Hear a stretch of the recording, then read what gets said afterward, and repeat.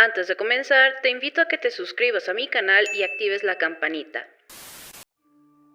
¿Qué harías si todas las decisiones correctas implicaran cometer injusticias?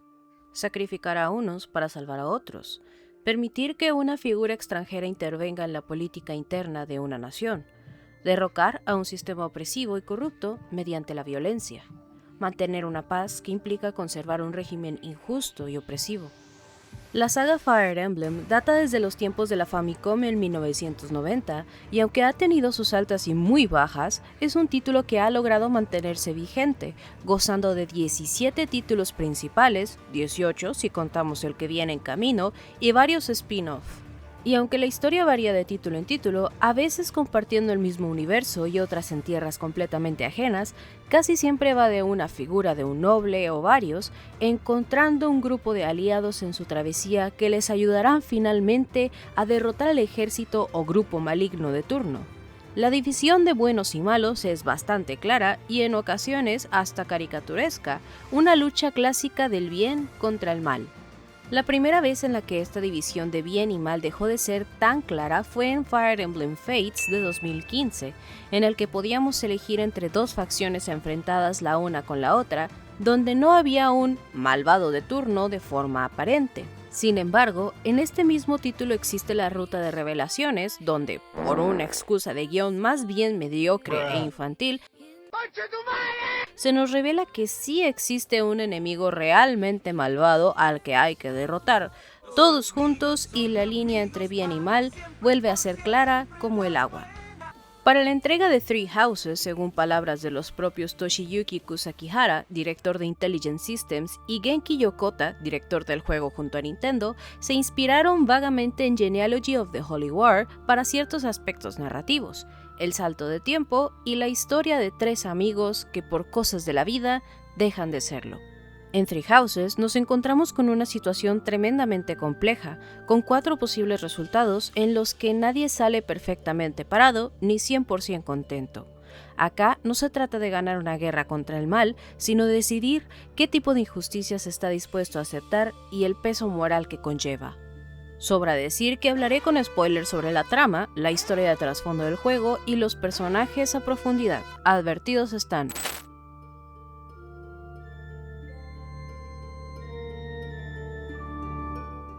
Aristóteles nos describe la felicidad como el bien final de todo ser humano, el bien en sí mismo. Todo lo demás es un bien con un propósito, nada más que un medio. Y para él, una persona virtuosa es sabia y busca el justo medio para todos y sobre sí mismo. Una sociedad puede estar gobernada por una sola persona justa y buena y ser una monarquía, o por una persona egoísta y cruel y ser una tiranía, o bien ser gobernada por un pueblo justo y sabio y ser una democracia, o un pueblo ignorante y cruel y ser una demagogia. Al final, la moral se encuentra en la virtud de los individuos bien equilibrados. Característica que ninguno de estos 4 güeyes cumple del todo, pero bueno. Según John Stuart Mill y Jeremy Bentham, todas las decisiones se deben tomar en base a qué tan felices nos harán las consecuencias al mayor número de personas. A esta ética teológica se le conoce como el utilitarismo. En el sentido estricto de esta corriente, la fama, el dinero y el poder no son los objetivos finales, sino los medios por los cuales se persigue un bien mayor, la felicidad. Por tanto, si una decisión ayuda a que seamos felices, esta habrá sido útil. Pero contrario a lo que parezca, el utilitarismo no es egoísta. Precisa de tener una conciencia de grupo y que toda decisión debe ser tomando en cuenta la felicidad de la gran mayoría, y este es su principio de utilidad. Por otra parte, y diametralmente distinto, Immanuel Kant con su deontología nos dice que hay deberes morales y acciones que nunca deben de hacerse aunque el resultado sea positivo.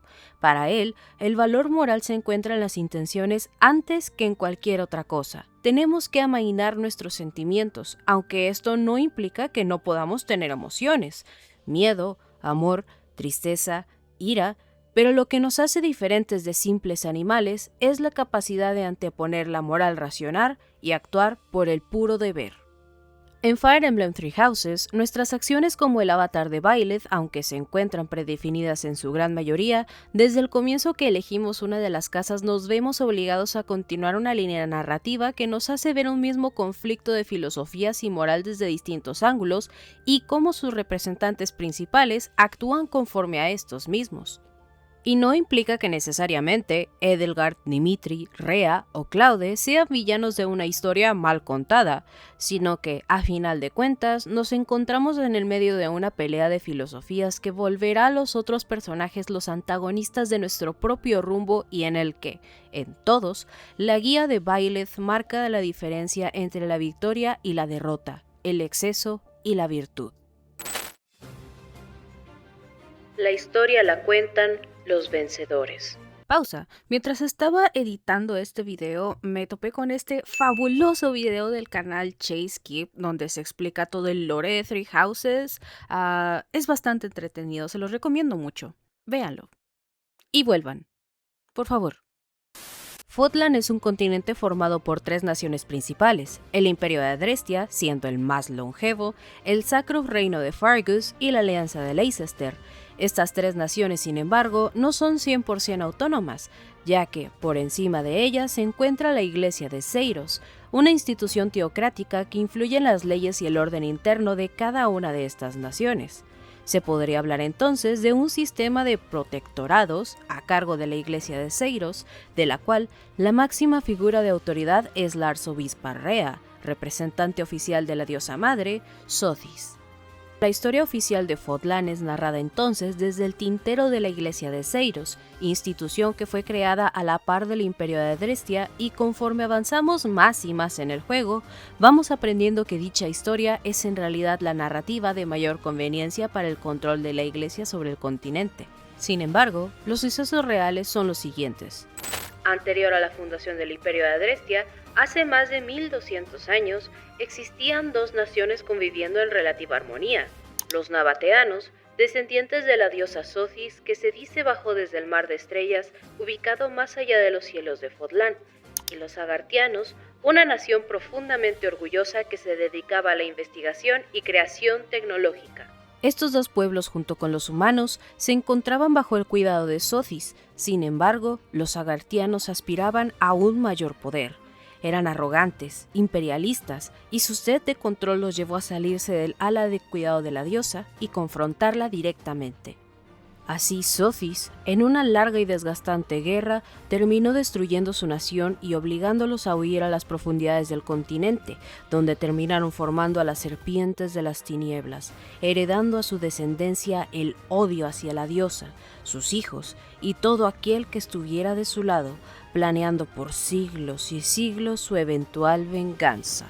Sothis, desgastada por la guerra, cayó en un sueño letárgico y fue resguardada en un sepulcro sagrado de Navata, letargo que sería violentamente interrumpido cuando años después, y como movimiento principal de su venganza, las serpientes de las tinieblas manipularon a un ladrón de tumbas y mercenario para asaltar la tumba, asesinar a Sothis en su sueño y forjar así la espada de la creación junto con el emblema de fuego de su propia sangre. El ladrón de nombre Némesis, con este nuevo poder causó una terrible devastación en Zanado, dando fin a miles de nabateanos y repartiendo los emblemas y armas entre sus 10 mejores guerreros, a quienes llamó los 10 elegidos. Dato de vital importancia: Némesis mintió a estos guerreros sobre el origen de sus reliquias y emblemas, omitiendo que habían sido creados con los restos de nabateanos finados, además de contarles que Seiros y su ejército eran un grupo de salvajes que esparcían mentiras y caos por el continente. De entre los pocos sobrevivientes a la devastación se encontraba la misma Rea, quien adoptó la identidad de Seiros y ocultó la verdad sobre su origen durante milenios. Rea, en su papel de Seiros, creó el Imperio de Adrestia y la Iglesia de Seiros para pelear con el creciente Reino del Norte, Némesis y sus guerreros, acompañada de 4 parientes sobrevivientes: Sichol, Sethlin, Indek y Macuil. Seiros así acabó con la vida de Némesis, impulsada principalmente por la venganza y el dolor de lo ocurrido en Zanado. Posteriormente, dio caza a los 10 elegidos, quienes se encontraban fuertemente confundidos por la ira con la que Seiros los buscaba. Sus parientes fueron perdonados, sin embargo, todos y cada uno fueron abatidos y sus reliquias fueron confiscadas por Seiros. Así, estableció jerarquías nobiliarias en todo el continente. Los familiares y descendientes de los 10 elegidos, portadores de emblemas, se convertirían en la nobleza y la clase alta de Fodlan. Políticos, empresarios, dueños de feudos y líderes militares, todos bajo el estricto ojo de la Iglesia, mientras que el resto de la población regular sería el ganado a orientar. Y aunque los siglos prosiguieron y el territorio terminó por fragmentarse en 3 naciones, estos movimientos políticos y sociales fueron amparados y controlados por la institución de la Iglesia para que, sin importar la diferencia de gobiernos individuales, todos siguieran los mandatos superiores de la diosa madre. De esta forma, la Iglesia de Seiros ha impuesto por milenios un control teocrático, militar, político, económico, histórico y social sobre lo que deberían ser 3 naciones soberanas, creando jerarquías establecidas en base a la posesión de emblemas heredados y modificando fuertemente la narrativa histórica, ocultando además a la humanidad la existencia de los nabateanos y los agarteanos en su totalidad. Dichas jerarquías, secretismos y narrativas confusas crearon profundas heridas sociales y económicas a los 3 reinos, provocando diferencias palpables inclusive dentro de los propios miembros de las familias nobles, como podemos ver a inicios de la historia con la situación interna de la familia de Sylvain, sin importar en qué casa hayamos elegido estar. Estos resentimientos de clase también son evidentes en los personajes de origen plebeyo de cada una de las naciones, cuya aceptación en la Academia de Oficiales, una escuela casi exclusivamente para los hijos de los nobles emblemoportantes, es casi siempre por la recomendación de una familia de linaje o la adopción de esta misma. No olvidemos que, anterior a la creación del Imperio de Adrestia con ayuda de Seiros, las familias nobles eran inexistentes y la división entre clases sociales no estaba documentada. Y bajo este contexto, cuando tienes un mundo controlado por una fuerza centralizada, de profundas injusticias sostenidas por siglos bajo el fundamento de una paz sostenida por autoritarismo, surgen figuras como: digna de censura es la violencia que destruye, no la violencia que reconstruye. Nicolás Maquiavelo. Edelgard creció en un contexto muy duro y complejo. Es una de los 11 hijos del emperador Aionios IX y la única superviviente de ellos. Las serpientes de las tinieblas, con el apoyo de algunos nobles del imperio que colaboraban con ellos para así obtener más poder, realizaron experimentos tortuosos en Edelgard y sus hermanos con el fin de obtener a un emperador perfecto. Para Edelgard, el poder que la Iglesia confería en estos nobles de actuar con completa impunidad con grupos paramilitares, mientras no significara ir en contra de los intereses de la Iglesia, le resultaba infame. Este rencor hacia la figura política del arzobispo y el poder de la Iglesia se hizo notar más en la misión de Motín en la Niebla, una batalla librada a petición de Rea para, en sus propias palabras, demostrarles a los alumnos lo inútil que sería intentar oponerse a la Iglesia. En dicho capítulo, un noble de nombre Lonato y padre adoptivo de uno de los posibles personajes jugables, Ashe, se levanta en armas contra la Iglesia alegando que Rea ha manipulado y desviado los principios originales de la diosa Sothis, en parte manipulado por una facción extremista de la Iglesia ubicado al oeste de Fodlan, y por otra, impulsado por el deseo de vengar a su hijo, Christoph, ejecutado años atrás por la Iglesia. Dadas las circunstancias, sus vivencias y lo que ha tenido que presenciar, la personalidad de Edelgard se ha moldeado para que mire al mundo desde una perspectiva, la de la igualdad a toda costa. For the sake of my family, and for all the poor souls whose lives were traded for my existence. For their sake, I will build a world where such meaningless sacrifice is never again sanctioned. As Emperor, I will change the world.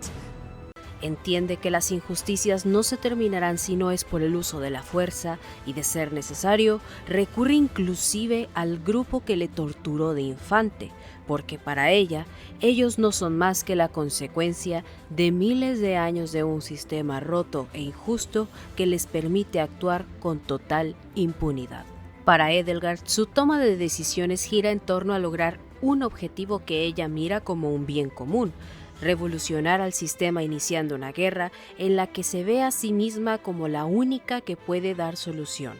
Nicolás Maquiavelo, en su obra Discurso sobre la primera década de Tito Livio, utiliza como ejemplo a Rómulo, que mató a su hermano Remo para poder fundar Roma.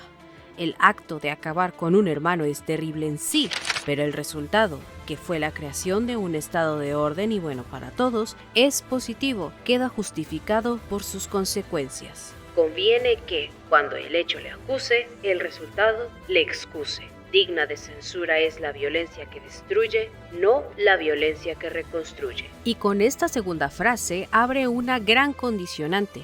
Dicha acción extraordinaria debe ser con el propósito de reconstruir por el bien común y no por propósitos egoístas. Y finalmente, después de conseguirlo, debe entregar el poder absoluto a las instituciones de la nueva república o sistema de gobierno establecido. No se trata de establecer otra tiranía, sino de utilizar un poder excepcional que lleve a la libertad. Si uno como jugador termina siguiendo la ruta de Crimson Flower, en la que nos ponemos del lado de Edelgard, esto es tal cual lo que ocurre al final. Edelgard logra abolir por completo el sistema de emblemas y nobleza, destruye la institución de la iglesia sin irrumpir necesariamente la fe de los ciudadanos, para después ceder el poder y retirarse, ya que su propósito nunca fue crear otra tiranía ni concentrar el poder en ella, así logrando la libertad de todo Fodlan. A final de cuentas, ¿una guerra puede justificarse si termina con siglos de injusticias y sufrimiento?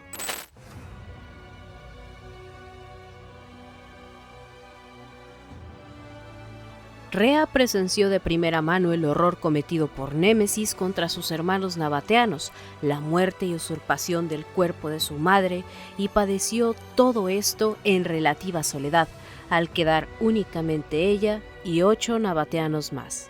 Al igual que Edelgard, su visión del mundo nace de una herida profunda, del trauma de haberlo perdido todo y del resentimiento hacia la humanidad a la que considera voluble y no apta para gobernarse a sí misma. Rea así decide mantener un sistema totalitario de aparente libertad, aprueba la creación de estados y mantiene una relativa paz, actuando de manera inteligente y al mismo tiempo feroz. Bajo una máscara de misericordia con el pueblo se esconde el miedo a que una figura como Némesis resurja en cualquier momento, y guiada por este miedo, Rea se nombra a sí misma como la única capaz de gobernar a la humanidad, dirigiendo una institución eclesiástica que impone poder, es clemente con sus aliados y despiadada con sus enemigos. Now, Catherine, set fire to the city. The Imperial Army will burn in the flames of eternal torment. What? No, you can't do that. Catherine, now. As you wish. But is there truly no other way? I have no patience for foolish questions. I shall sacrifice as many lives as it takes. That apostate who insists on taking everything from me will be crushed by my own hands!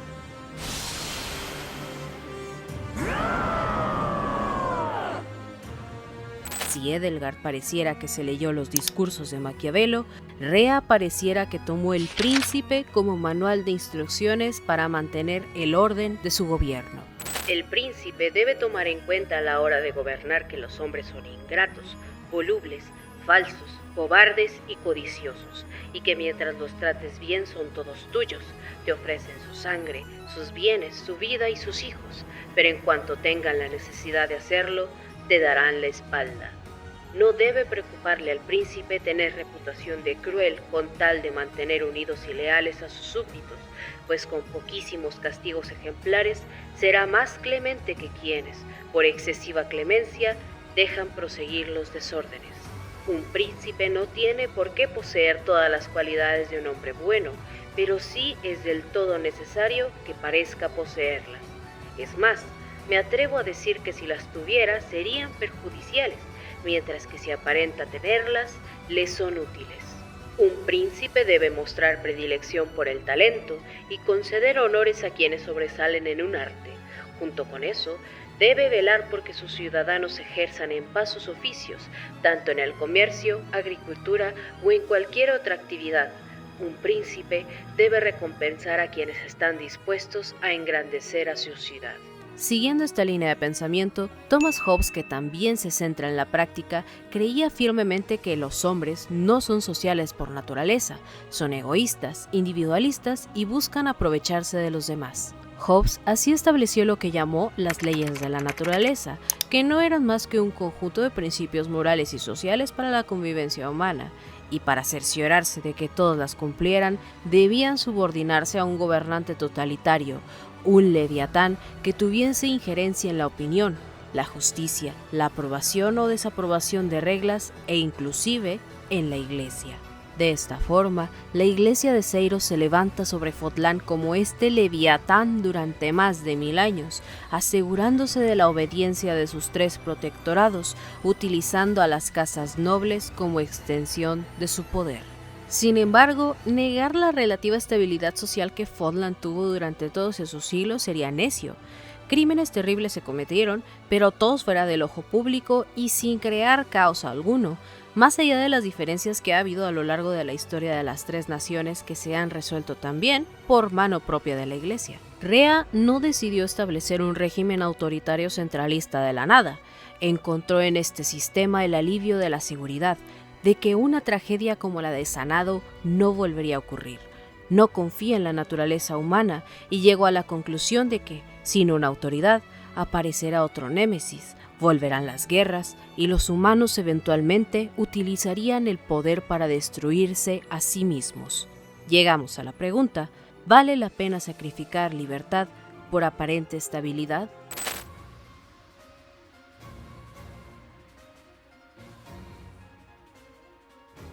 He decidido unir a estos 2 personajes en una misma sección porque si bien el contexto de ambos personajes es abismalmente diferente, Dimitri siendo un príncipe que lo perdió todo en una situación altamente confusa en la que se vieron involucrados miembros de la nobleza y las serpientes de las tinieblas, y Claude, hijo de las noblezas de Fodlan y el continente vecino Almaira, buscando siempre la reconciliación de ambas tierras, sus acciones durante el juego son más bien una respuesta a la situación que se desarrolla, no son catalizadores ni autores de la guerra, son personajes que se ven fuertemente involucrados e incitados a actuar.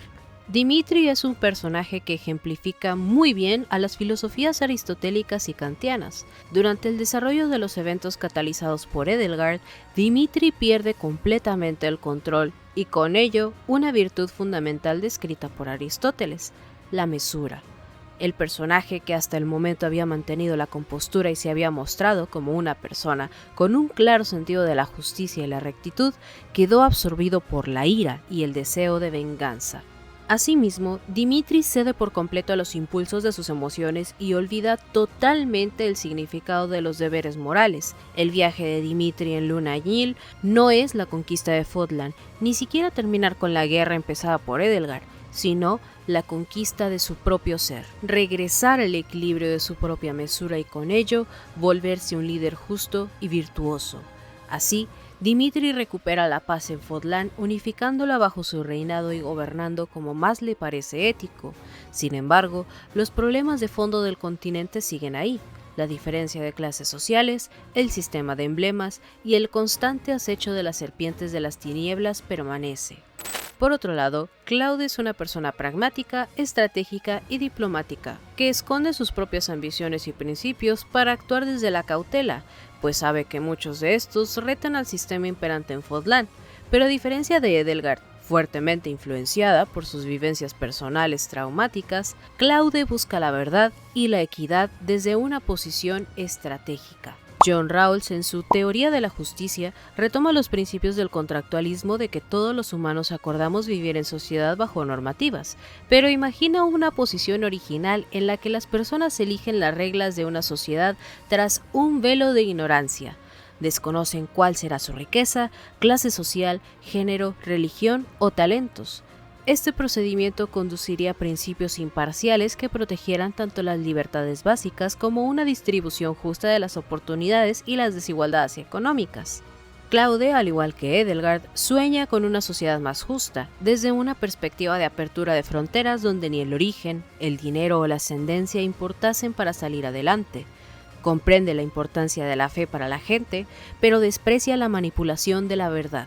Sin embargo, la realidad es que desconocemos cuál era la estrategia original de Claude para poder llevar a cabo estos planes a profundidad. Siendo honestos, es que la guerra iniciada por Edelgard le vino de perlas, ya que ella, literalmente, aventó la primera piedra y quedó como la consecuencia natural de un régimen que se establece por siglos. Claude, nada tonto, aprovecha lo que Edelgard comenzó para darle un final en el que pueda llevar a cabo sus ambiciones personales, lograr que Fodlan deje de ser un continente tan cerrado, abrirse al mundo y desenterrar la verdad de una tierra que esconde los cadáveres debajo del tapete para mantener una paz aparente.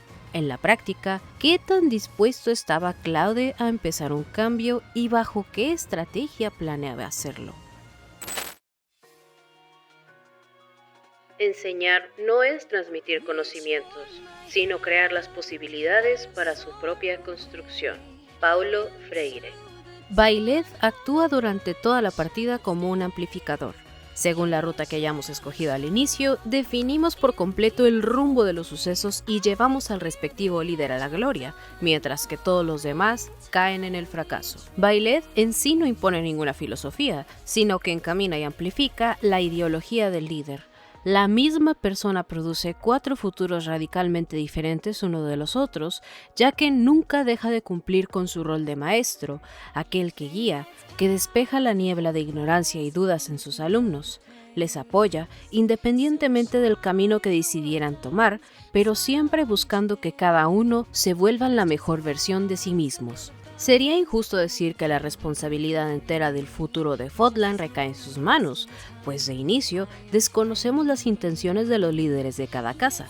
Desconocemos que Edelgard planea empezar una guerra, desconocemos que Dimitri busca venganza a toda costa, desconocemos que Claude desea reformar al continente entero y también desconocemos las verdaderas intenciones de Rea para con nuestro protagonista. Pero destinado a llevar de la mano al líder del grupo que ha elegido enseñar, asume su responsabilidad como profesor de ser quien cree las condiciones para que la vida sea una especie de medio entre la noche de lo informe y la reciente forma repleta de luz. Nadie nace siendo virtuoso, uno aprende a serlo y en ese punto la guía del maestro ayuda a formar el carácter. Byleth es incapaz de expresar emociones de inicio y de conectar con otros, y sin embargo termina siendo quien permite que los otros personajes entiendan las suyas. Los acompaña, observa y escucha detenidamente. Así, Byleth también cambia gracias a sus alumnos, desarrolla empatía y deja de ser sencillamente el Ashen Demon. La relación pedagógica transforma tanto al maestro como al discípulo. En lo que a mí respecta, más importante es el rol de Byleth como maestra de sus alumnos que ser la portadora del poder de la diosa, ya que se vuelve la mediadora del desarrollo moral de los líderes. Queda claro que no hay una respuesta sencilla a la pregunta inicial, pero no queda en Byleth ser quien la resuelva, sino formar a las personas que tomarán esas decisiones. Y desde la perspectiva de la educación, esa función es tan importante como cualquier teoría de la ética.